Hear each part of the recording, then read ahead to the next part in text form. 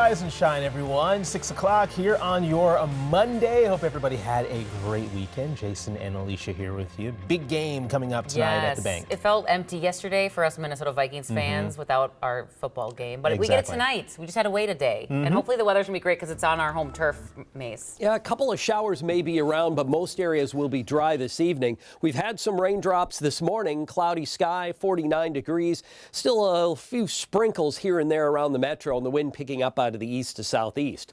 Warm morning, though, statewide from the mid-40s in western Minnesota to around 50 through the Twin Cities and upper 40s into western Wisconsin. A couple of raindrops, a few showers here in western Wisconsin, lighter areas of rain north of the Twin Cities and around the metro, a solid area of showers and even embedded thunderstorms. Mankato, Fairmont, Austin through Rochester, Red Wing, over to around Wabasha and Winona. So expect those raindrops this morning in many areas. Then it clears out as we look into this afternoon and warms back up, feeling more like a September day, late September, than here in the later part of October. Highs today in the mid-60s. The cooler October weather will be here in a few days. More on that coming up.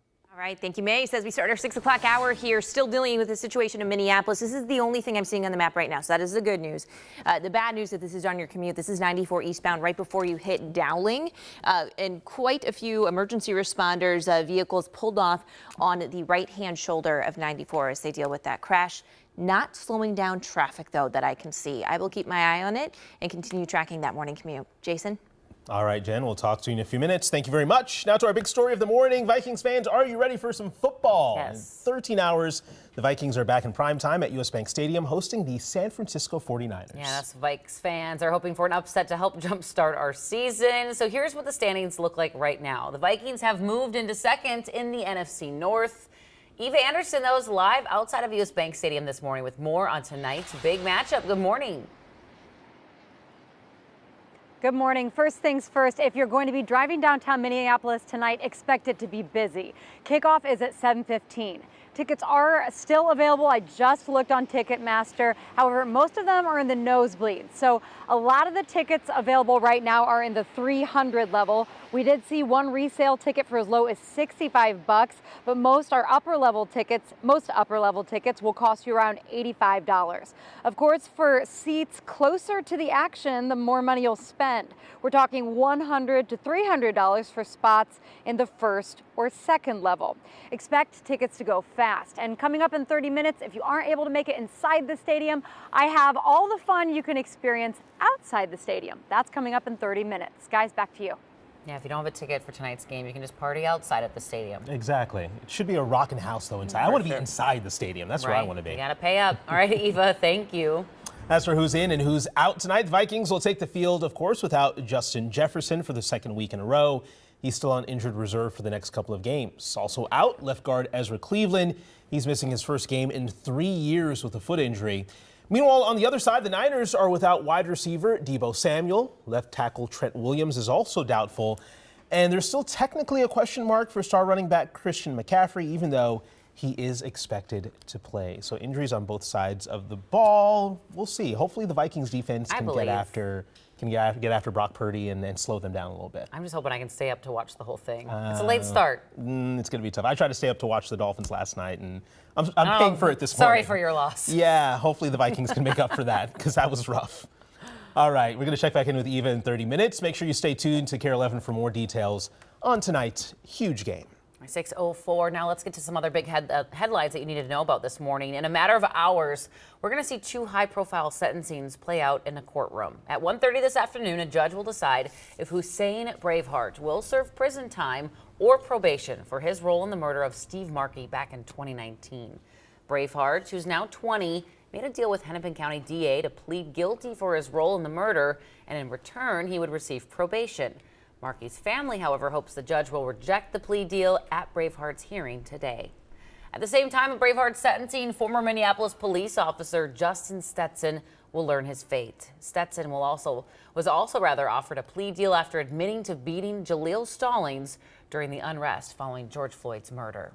This morning, police say a juvenile is recovering in the hospital after a shooting in North Minneapolis. This happened around 14 hours ago at a home near the intersection of West Broadway and North Irving. Our crew at the scene saw a bullet hole in a second-story window and a window shattered at a car parked in the street.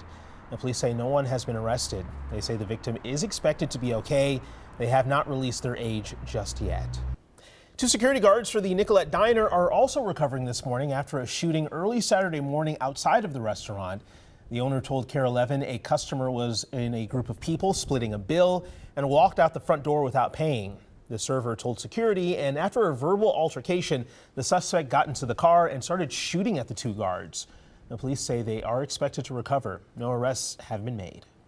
Turning now to the U.S. Capitol and the race for Speaker of the House. Tonight, these 9 Republican representatives will make their case behind closed doors to become the next Speaker of the House. Now, among the 9 is Minnesota Congressman Tom Emmer, who joined the race Friday. He'll go into tonight's candidate forum with an endorsement from former Speaker Kevin McCarthy. This is embarrassing for the Republican Party. It's embarrassing for the nation, and we need to look at one another and solve the problem. I don't need the title. I'm going to help in any way I can. I don't When hear I you watched ruling it Israel out, attack, Mr. remember- Speaker. Would you rule it out? Look, I know you have your job. I'm supporting Tom Emmer, but I'm going to tell you, I'm still a member of Congress, and I'm going to lead in any capacity I can help to protect America. Now, Emmer is also getting more support from the Minnesota delegation on both sides of the aisle. Democratic Congressman Dean Phillips says it would be great to have a speaker from Minnesota, adding that he would invite Emmer to work with Democrats on a bipartisan path forward. Republican Congressman Pete Stauber also backed Emmer on Friday. So here's what happens next with all of this. Tonight, the 9 candidates are set to hold a forum with House Republicans. Tomorrow, the party is scheduled to vote on who they want to nominate in the full House. Right now, 2 Americans are on their way home after they were held hostage in Gaza for almost 2 weeks. Judith Raanan and her 17-year-old daughter Natalie spoke to President Biden after their release on Friday. Right now, the White House is working to secure the release of all the other hostages taken by Hamas terrorists. We don't know why Hamas chose to release Natalie and Judith first, and I use the word first advisedly because, again, we're hopeful that more follow. I can't speak to that. What I can speak to is our incessant efforts from day one to try to get people home, to try to get them out of Gaza, back with their families and loved ones. That is continuing as we speak. This is something we're engaged in virtually round the clock. This is giving new hope to the families of at least 200 other hostages still held by Hamas. We have an update to the massive fire at the empty Kmart in South Minneapolis. The city tells us demolition plans for buildings are expected to speed up pretty quickly here. Flames broke out right as our show got on air Friday morning, and because of the fire, crews had to take down some walls that were unstable. The vacant building was scheduled for demolition next March. However, the city says there is newfound urgency to speed up that process. They plan to immediately seek approval from the city council for the demolition contract. The city says this will happen in the upcoming weeks and months.